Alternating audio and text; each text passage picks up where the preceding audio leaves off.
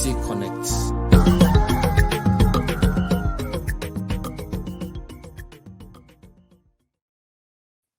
Hello, welcome to another exciting edition of Afrinity Connect, where we talk about events, programs, politics as it affects humanity. But as those of you that have been following the program, we'll be talking about the political movement in Nigeria coming up, talking about the election coming up in Nigeria. But today is a special edition. We've got a veteran, a seasoned journalist that will be joining us. And what are we talking about? It's all about the stamp duty. The most talked about right now is the stamp duty by the Central Bank of Nigeria, and it's on the media, on both on the print, on the electronic media, and everybody is talking about it. No other person as a veteran journalist that have talked about this, written about it. We join Mr. Chris Paul Otaigbe, all the way from Lagos, Nigeria. How are you doing, sir? I'm doing well, and you? I'm doing great here in the studios in London. But it's good to network. It's good to connect. I'm sitting here in the UK, and you are there at the center of excellence, talking about the commercial nerve center of Nigeria. So what a better place to be right now in the center of that issue of what is going on. Yeah. And this is Tinubu's Jagaban modern Lagos. Yes, yes. So before we go straight to all that, for those of people that are watching us right now, and those I want to know, who is Chris Paul Otaigbe? Please, can you just give a quick rundown of who is Mr. Paul? Well, Chris Paul Otaigbe is rated as UI, but it's turned out to be a professional journalist, and I've had over almost close to 3 decades of journalism, and currently I am the general manager, New Africa Broadcast Network, Nigeria. It's a US-based, Africa-centered television station, and we're just reactivating the Nigerian office. That's presently and currently who I am. I love the humility. Very simple, not too much. But that's a veteran out there. 3 decades is not 30 years. Is not 3 days. It's not 3 weeks. It's not 3 months. So I want to salute your, let's say, experience. I want to salute all the things that you have done. But we are going straight to business, sir. Yeah. Stamp duty. Yeah. Can you, for the layman listening to us right now or watching us right now, what do you mean? Can you break it down? Well, stamp duty, before the electronic transfer medium or platform, as it were, we used to, in those days, when you have a check, you want to go and cash your check in the bank, they will ask you to go buy stamp. So you buy like 15 naira stamp or something like that. And then you have a certain percentage of your contract fee is dedicated to the stamp duty, maybe 1% or 1% of your 1%. So that collection is large and it's an ongoing thing. It started in 1993, actually. And then at that time it was levied on transactions above 500,000 naira. Okay, so now by 2011, some gentleman came up by the name Adetola Adekoya. He is a chartered accountant and a veteran seasoned banker. And so he started a business, a school that he called School of Banking Honors, SBH. The idea of that was, young Nigerians most of them were leaving the banks, because at that time banks had issues, they bring children in, especially the girls, they were, you remember those days of miniskirt bankers that we used to call them. In other words, young people were leaving the bank. So you wanted a situation whereby those people would be reabsorbed. to another platform, and called the School of Banking Honor to teach them to reset them for the banking industry. And then, of course, it was going to go into the shadow banking practice, So, but then he didn't have money. He couldn't fund it himself alone. So he wanted money, he wanted funds, So he started thinking how he could, come up with funding ideas, okay, to fund the school and all of that. So he came up, one of the ideas he came up with was stamp duty. And he said, so the idea was for him to do research on stamp duty, come up with the recommendation, and then, give it to government, become consultant to government on stamp duty, so that through that he can be making some revenue. If he becomes a consultant to government or an agent to government collecting stamp duty on behalf of government, he will have commission, and through that commission around the school. So that was how he entered the whole fray. And he said, I think in 2011. So by 2012, I think he met one man called Folashodun Shonubi. That one was just the MD, was the MD of NIPS then, that's Nigeria Interbank Settlement System. Okay. No, in fact, before he met NIPS, he was NIPOST he went to first. NIPOST. He wanted to partner with NIPOST, but I believe he had issues with NIPOST. So he now said maybe he will go and see the president. Okay. All right. And at that point, he had issues. He met, then Jonathan, good luck, Jonathan had just become president 2011. So they introduced him to Jonathan's sister to take him to see the president. Of course, that one played him for 6 months. He got tired. Okay, so Call it to see the Oga, to see the Oga at the top. to see the guy at the top, that one played him for 6 months. He got tired. So he said, well, I'm a citizen, I'm an indigenous of Ogun State. Let me try and see if I can get a PDP person to take me to Jonathan, because it was a PDP government. So I guess he went to see his Oba. That one introduced him to the late Kashamu Buruji. He was then the PDP leader in Ogun State. And he was assured that Kashamu could get him to see Jonathan within 24 hours, which is true. It's true that. And he told Kashamu the story. And Kashamu, smart guy, played him to, went behind him, went to partner with NIPOST. And so Kashamu now brought his own company, Smile, to partner with NIPOST on the deal. All right. So at this point, he now went to meet, because NIPS was the one collecting the stamp duty. If you remember those days, you would take your check to 3 days or so to clear. They will tell you that in the interbank settlement, one thing. So it was NIPS, Nigeria Interbank Settlement System, NIPS, that was in charge of that. So there was an MD now. So the MD was Shonubi, Folashodun Shonubi. So when he met Folashodun Shonubi, he told Shonubi, he said, this is my idea for stamp duty, even though you've been operating on the above 500,000 threshold. But I'm giving you a better, in other words, let's do it to like 1,000, so that everybody can pay 15 naira on 1,000. Do you understand? So, but I remember Folashodun told it, Shonubi telling him that, no, I'm not going to allow that. Because do you know what you're talking about? If you bring that bar from 500,000 to 1,000 and people are paying 550 naira, do you know what you're saying? That means that the quantum of money that will be raising virtually every day will push oil and gas to a distant second. His words exactly. Meaning that anybody that will push oil and gas to a distant second, you know what that means.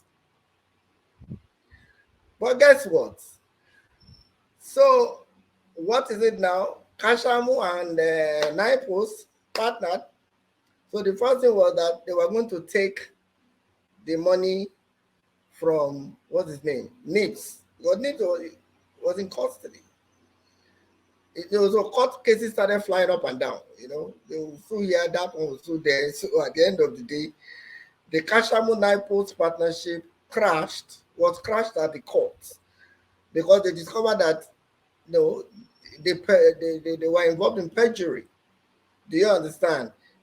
In one of the perjury cases they had against them was that in one document you say you have a right to collect 250 kobo on every stamp duty collected.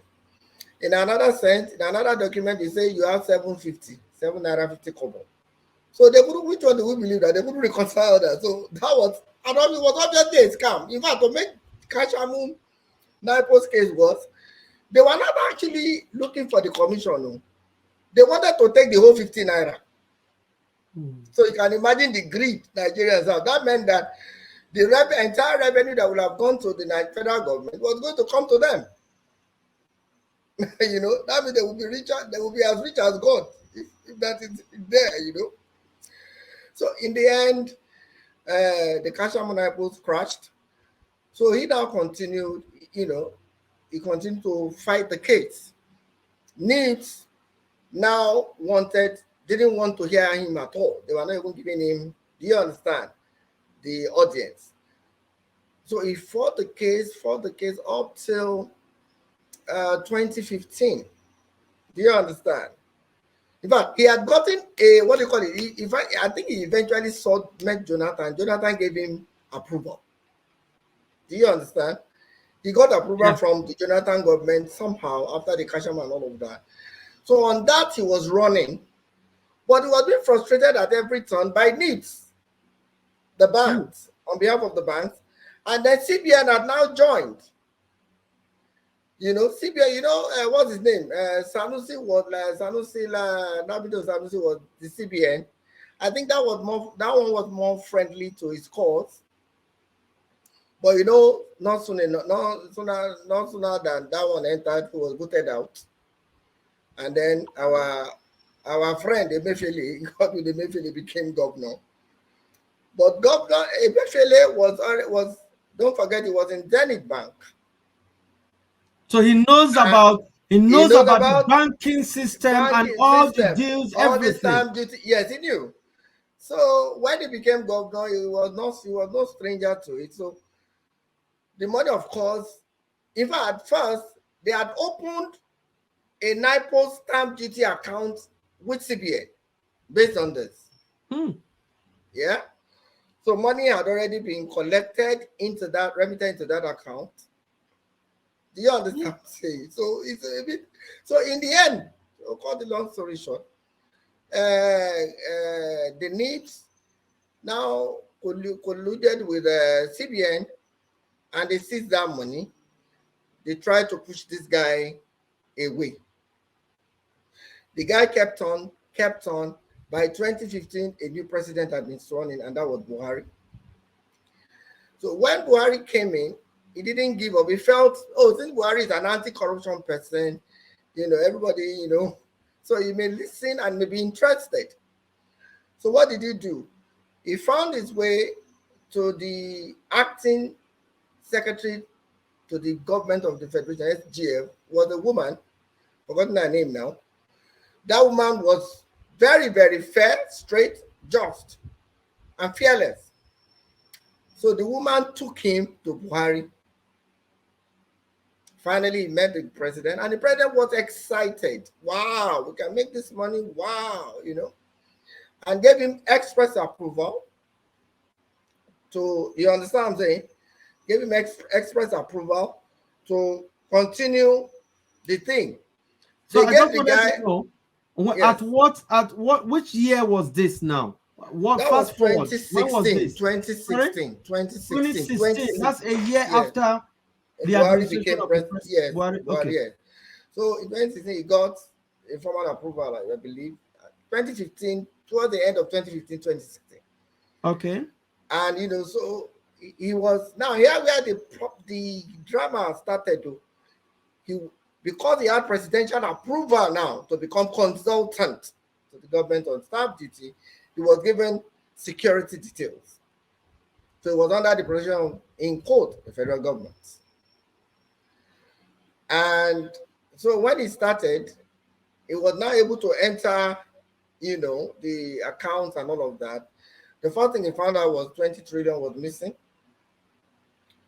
from, between 2011 or 2011 and that time 2016 when he took over, when he got the approval formally, and he found out 20 trillion was missing. And then he tried to meet, what's his name, Emefiele. Emefiele started parrying him up and down. In fact, at the point they wanted to settle him, but he said no, because the money, how much are you going to pay me when I have a commission on this kind of money? Yes. So Yes. in the end, they tried to kill the guy. They withdrew his security details. They made an assassination attempt on his life, but God saved him. He only sustained gunshot wounds. He landed in the hospital. But good thing for the guy, he has dual citizenship. He's a citizen of UK and a citizen of Nigeria. On his bed, he was able to contact the British authorities, who flew him right from there, from that hospital to UK to continue his treatment.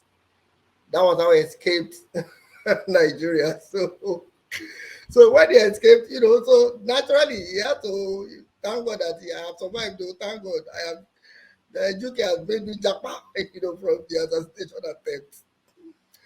So the matter froze until Honorable Budaji Kazore.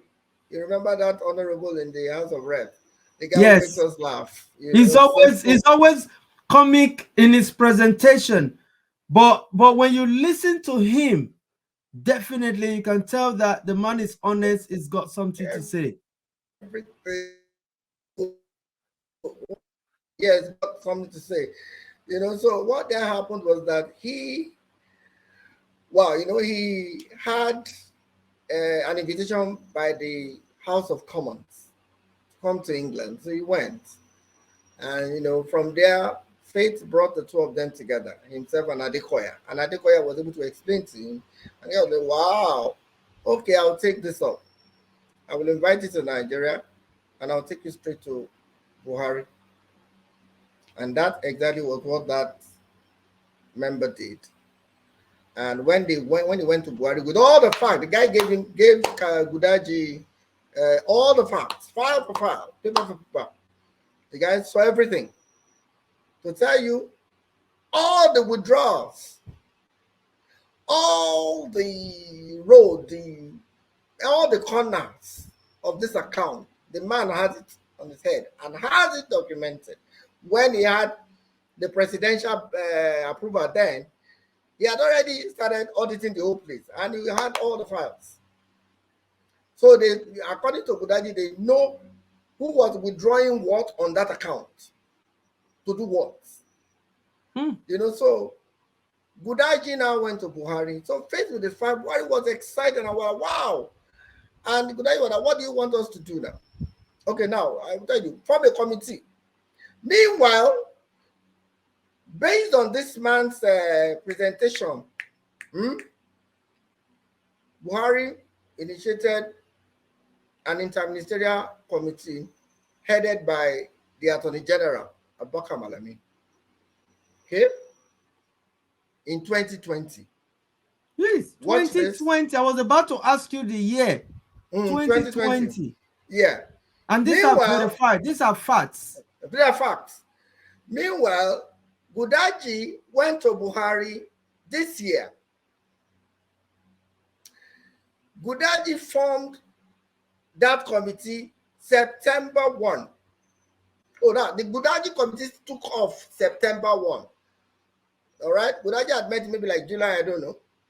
And Buhari had told him, in the meeting he had with Buhari said, look, I want you to form this committee by yourself. Choose anybody, credible Nigerians, and give me, and I'll sign it. He didn't end there. He now said, I'm going to hand you over to the Director General DSS, Yusuf Bichi. He told Budai that this is the only man I trust in this my government. For you to understand the power the DSS guy has, you will remember that sometime not too long ago, when this fuel scarcity they kept coming up and all of that, the DSS summoned NNPC and the players. Do you remember that? Yes, Gave and they them told 48 them they are hours. aware of everything. 48 hours. And since that meeting, they've straightened up the system. You don't have scarcity anymore. You don't have queues anymore, though they are still selling at their stupid prices. So that will tell you, that was my first introduction into, because it was odd for me, but I loved it. You know, that DSS summoning NNPC and everybody just going, you know. I wrote something about it then, and because I was concerned about the way Femi Fana was jumping up and down in favor of the NNPC at the market. I said, whose side are you on, the people or the marketers? You know. But I loved the intervention, and so my radar went up for the DSS DG guy. For the DSS, yeah, chief, yeah. You know, yeah. So at the end of the day, they started. Okay. So when they started the investigation afresh, they saw more, you know, disheartening evidence about this stamp duty. Everything pointed in the direction of CBN. Now, what they did with this account was that rather than put it in a federation account or open a dedicated account, maybe that could be called stamp duty, like we had. It started with NIPO stamp duty account. They've forgotten that one. The guy that was opening a stamp duty central account as a dedicated account, he was parking the money. He went and opened private investors account that only him and perhaps a few had access to. Who is this person in question? Godwin Emefiele, the CBN governor. The current CBN governor. The current CBN governor.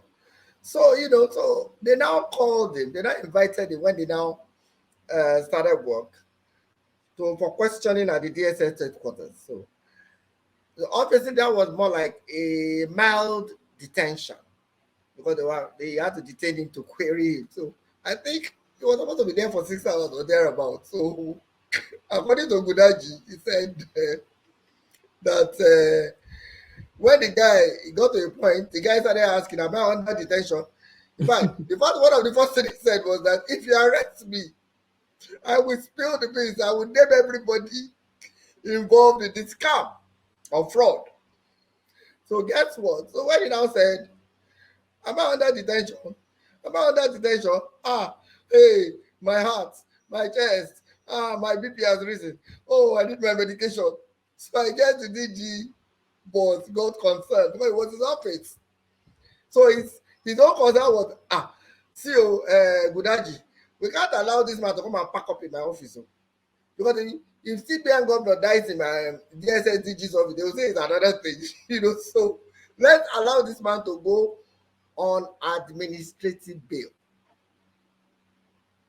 Let's let him off on administrative bail to go and take care of his health. Immediately that guy, they opened the DSS office for the guy to go. From there on, till as we speak, Emefiele went on a fight mode. First, he started mobilizing all Nigerians that he knows who are in his pocket. MS, traditional rulers, religious leaders, non-assembly, everybody. They started piling pressure on the DSS DG to forget the case, to stop the case. But don't forget, it was a Buhari personal committee. So, of course, as you know, Emefiele has pocketed the mainstream media in Nigeria, pocketed virtually everybody, pocketable. And what do you know? I mean, if you're making trillions, well, it won't cost you anything to bump somebody with 1 billion or 10 billion naira. So I'm sure that was the price of the people that he had in his pocket, and they were big people in Nigeria. So that has been the case. Now, one of the things that happened was that when the Gudaji committee started, of course, you can imagine in the office, Buhari's personal committee will be the in thing. So one of the people who asked the question, who was angry that there is such a committee and is not involved, was Malami, the Attorney General. Meanwhile, when Gudaji was putting that committee together, he was smart enough not to make the CJN, Chief Justice of Nigeria, a member direct. What he did was make the CJN an advisor. To the committee. To the committee, judicial advisor, which was very sweet and smart. So he now made Adekoya, the owner of this whole idea, the chairman, made himself the secretary to the committee. Now, you will say House of Rep should be interested in the National Assembly should be interested in. No, they are not. Because they are in the pockets of Emefiele. One of the things Emefiele did was to ensure that the chairman committee on banking and currency is somebody that is his brother, maybe from the same village. So that anything that has to do with his area going to that committee is already compromised. Dead on arrival. Dead on arrival. So right now, as we speak, there is a conspiracy in the House against Gudaji because virtually all of them are in Emefiele's pockets. You understand? So now the Emefiele now is on the run. So what you see in the media, in the mainstream media, is DSS is harassing Emefiele. They said, what now happened? They talk about currency. Everybody was excited about the redesigning of the Naira. But what did they don't know is that redesigning of the Naira was a cover-up. How? It had never happened in the history of CBN. Even when we were growing up, when government was going to change currency, there is this massive publicity. It could take like 1-2 months before they start. The publicity is there, 2-3 months. So that even the woman in the village will be aware of the new Naira notes. Do you remember? But in this particular instance, the guy rushed an announcement on October 26, 56 days after the Gudaji committee started. In fact, to tell you the consequence of the wishy-washy Naira note they said they redesigned, on the street, people don't even know it. They think it's fake. You will have seen some viral videos where people are tearing people's shirts, trousers, fighting that, no, this is not now. I don't know this money. Ordinary citizens are suffering it now. Because people don't know it. I don't even have it. I don't even know what it looks like. Though I've been hearing that it looks like a color paper. Why would you do a color paper? And don't forget, at that time, there was an issue on the money he used to print that money. $58 billion to print $2.5 billion worth of Naira notes. Are you following me? So the idea was he needed to do that, even though the excuse was, we want to use it to punish politicians, which was a fat lie. Because immediately he made that announcement, Naira went berserk. Because people who had those Naira notes, old Naira notes, started packing them to exchange for at many Naira dollar, at any dollar rates. You tell them. So it shot the rate of the dollar higher and crashed the Naira further.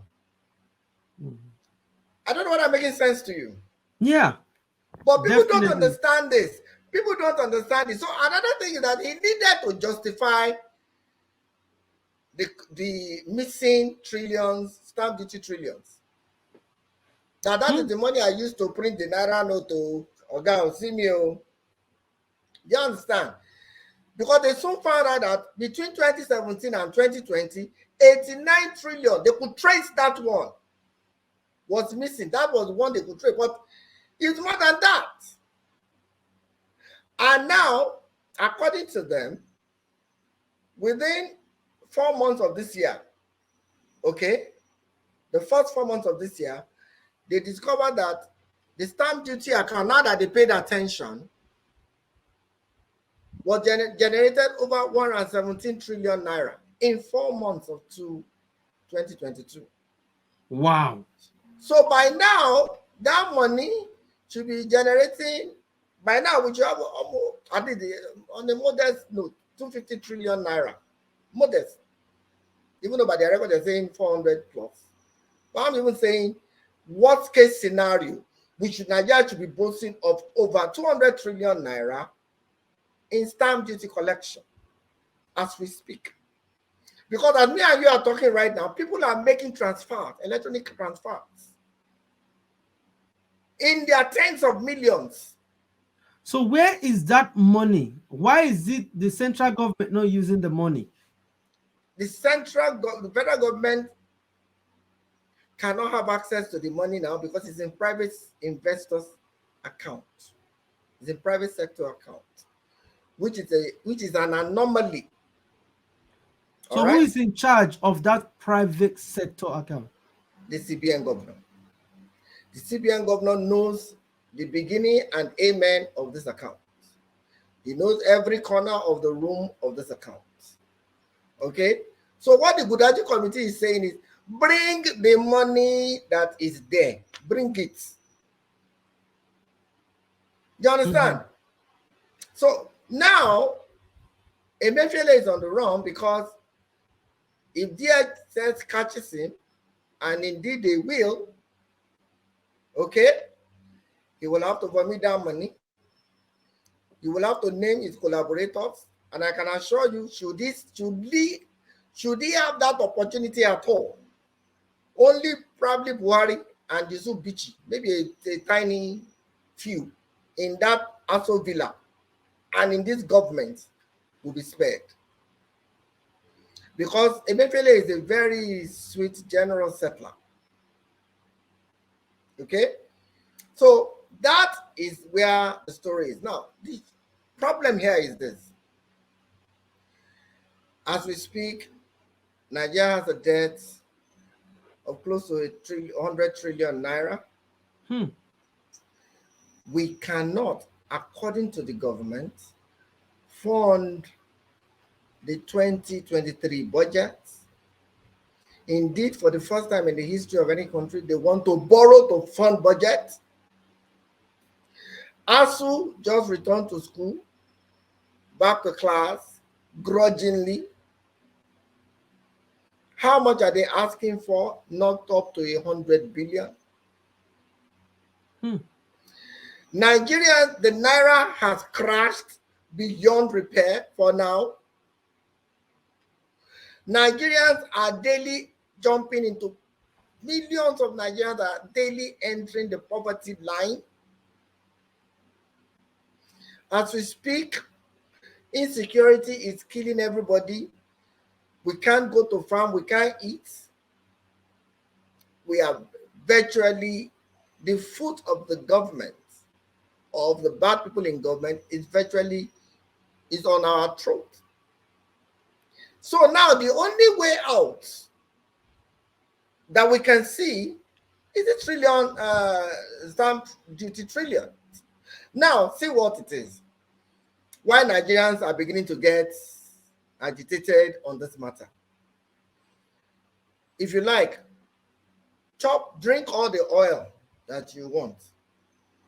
Since we don't know how you guys find the oil, we don't know where it comes from, you just tell us figures, even though we know that it should be more than what you tell us, we give it to you, drink it. Yeah. The mineral that you say you find, gold here, this one there, but people are carrying it away, Chinese are stealing our mineral and all that, we don't mind because we don't know. What do you call it? People are stealing billions in insurance, in this, in that. We don't accept. We don't know because we don't know how that one comes. But the one that we know, the little 100 naira that you charge us every day. That's true. That is our money. That that you tell us you are charging us for the development of the country, apart from the tax that you You are harassing us to pay.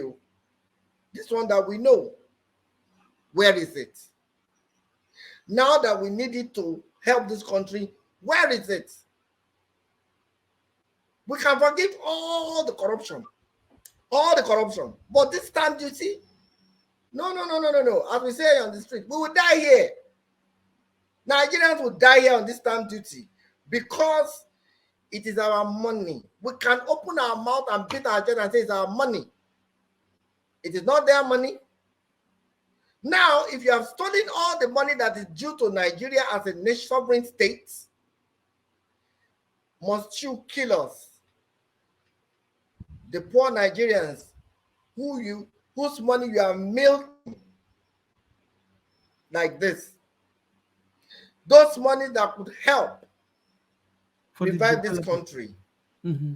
You are now taking it. No, Nigerians will not forgive you. Nigerians will not forgive them. Because since I broke the story in the way I did, Nigerians have been calling me to thank, to appreciate, and say, what do you want us to do? Should we go to the street and all that? I'm saying to them, this for me, and I'm not hiding it. Nigerians should hit the street on this. Not in violence, in peaceful protest. We have this in the bag. Nigerians must not let it slip because this is our lives. If you allow the stamp duty money, corruption to go, we may never recover. We may never recover. Let's not joke about it. It's just the same thing we are saying about the Peter Obi movement. The Peter Obi movement is not a Peter Gregory Obi matter. It's a Nigerian consciousness that has its face on it, period. Yep. So we are not allowing the Peter Obi energy to go because that's our moment. In the same way, I'm asking those Nigerians to use that same energy and apply, just borrow a little bit of that Peter Obidati movement energy, put it on this matter. It won't last a week. Buhari will wake up and act fast. But then there is a flip side to this. I'm sorry, I hope I'm not talking too much. No, please go ahead. Go ahead.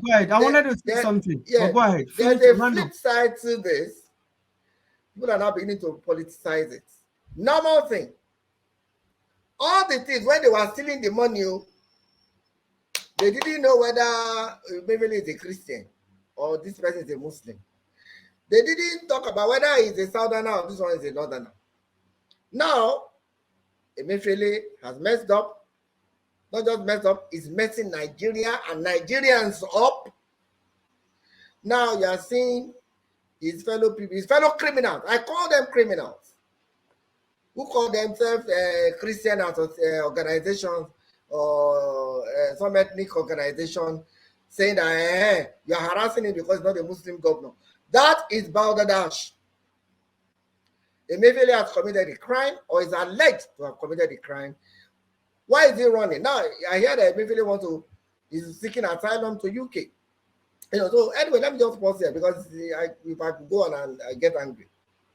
Yeah, thank you very much. This is exclusive. Like we said, this, I'm sure a lot of people have been informed. Personally, I've been informed about this. I only saw it on the media, the senator saying, the president went to Berekete, radio, TV, and this is all over the media. But the question is, do people really understand this depth knowledge about it? So the history about how it started is exciting. It's good. It's thought-provoking. It's something that, like you rightly said, Nigerians should wake up to the call to say, you know what, this is our money. How do we get it? In a very civilized, because if you wait for the traditional media, I'm very sure, like you said, they won't. They won't. They won't. So what? They've been settled.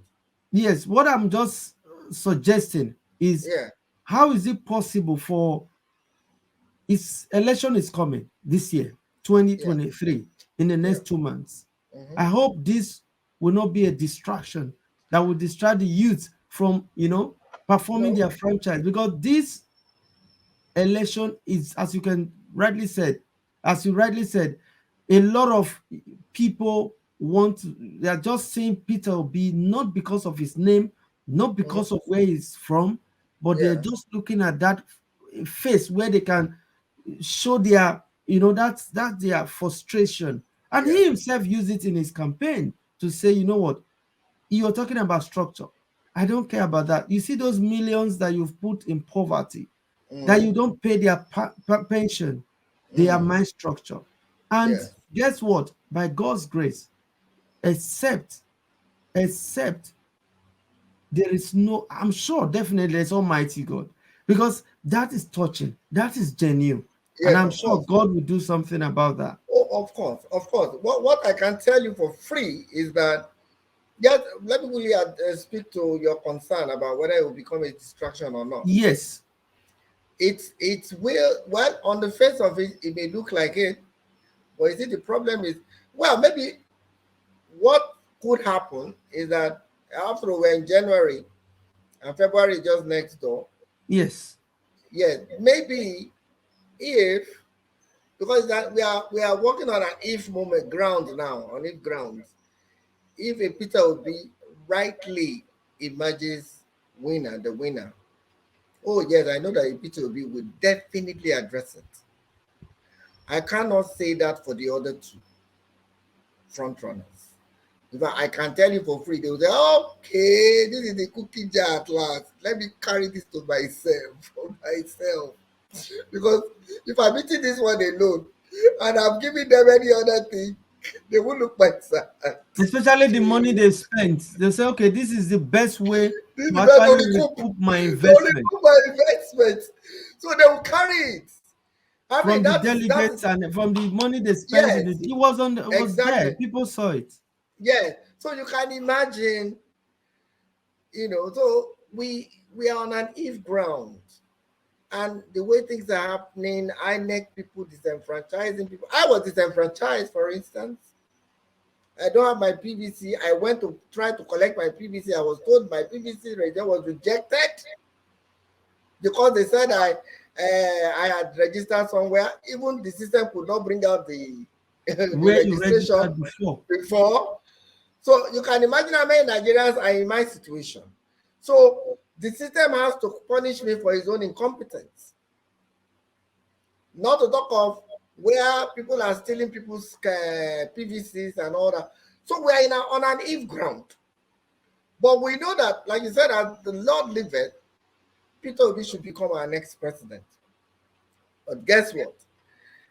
These characters who are stealing our money know that when a Peter Obi gets there, because they will show him at least, they will show him when he enters Villa that, okay, you can see that we don't have money. Oh. So you have to go and find the money to borrow. But they know that Peter Obi knows everything. He was a banker. He knows where the money is. He knows what is happening. So, and You he know knows what that to do. he knows what to do. So he's going to call you, Oga. Oga, if Bring you see his me and you, money. if you see me and you know Mm-hmm. that you be banker, I be banker. Yes. We know how this thing they go. Mm-hmm. See, I don't want to punish you, but the only reason you will make me punish you is if you don't give me money. Because me, I need money to run this Mm-hmm. country. Mm-hmm. I know the way I am. I know the look face. Bring At the all. money, and the money has been spent. That's the thing. No, You know. wherever they are spending it on, it's an So, investment. They must have oh, invested it somewhere, and oh that yeah, investment must come to light. was And come to people life. So, must so like they don't want to lose those investments. no. So They will. what I'm afraid of, let me now tell you my fear, which is why Nigerians should borrow a bit of that Obidati energy and put on this quickly. That these guys, and that's what happened. Like Boko Haram is a front for people to steal our minerals. It's not a normal war. Some people are causing ethnic problem, insurgency, because so that it can become a shield for them to be stealing our minerals. So that's one by the. So that concept is there. These Mhm. characters, as part of diversionary tactics, just like they did with the Naira redesign, they will cause chaos. I'm not saying they will. I'm saying it's a possible conspiracy theory here. They will cause chaos to divert attention. If Mhm. they have the money, they have the resources to cause the chaos nicely. So what we just need to do, and you guys over there, I better start helping us. This is where you can actually, you are the ones who can even do it while we are moving the Obidati energy down here. You guys can really prevail on Buhari, because one thing you can give to Buhari in this matter, yes, they have been clueless so far, but his cluelessness, I want to be human. Let me play the devil's advocate here a bit. There is a man who gives you an assignment, trusts that you will deliver on it, goes to sleep with his two eyes closed, and you are messing him up. Because he goes to his bed, two eyes closed, because he doesn't know the depth, the details of what he has given to you. All right? But he trusts that you are the expert, go ahead Yes, and do you it. should know better. You should know You should better. know So better. you now take advantage of his cluelessness to enrich yourself. He's disappointed, he's embittered. That's why he's holding on to this Gudaji committee. It's his only hope of restoring his name, regaining his dignity and his integrity as the Buhari that we once knew. That's why he keeps saying that one of the things I want to do also is to leave a legacy of free, fair, and whatever election, peaceful election. I'm So CBN deceived him with that, his commitment, by saying that yes, to do it, we have to deal with the politicians who want to do vote buying. So the way we can do it is to do Naira redesign. That's where we are today. Thank you very much. Thank you very much God for be this the glory. insight, very robust information that you're giving to us.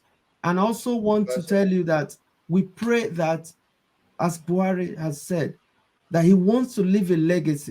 legacy of free, fair. He said that at the UN. He said that in so many fora that Oh, he's yeah. able to speak. So we Yeah. just pray, because if he can give us just that, because that's the only thing right now that can Yes. keep Nigeria together. Together, That's the exactly. only thing right now that can take that Exactly. country from where it is right now to where it ought to be. So on Exactly. that note, I know this is just the first phase. I'm still going to be calling you. We're No going to have problem. series again on this No stamp problem. duty. And of No course, problem. I know you spoke about, Bidati and the Yeah. energy. I want to Yeah. hear from you. You are on the ground. You have Yeah. more knowledge about what's going on. So I want Yeah. us to continue this engagement. No And I'm very problem. pleased to have you on this platform. My Thank you very pleasure. much. My Thank you. pleasure. Thank Thank you. you. All right. Bye. Yeah, bye.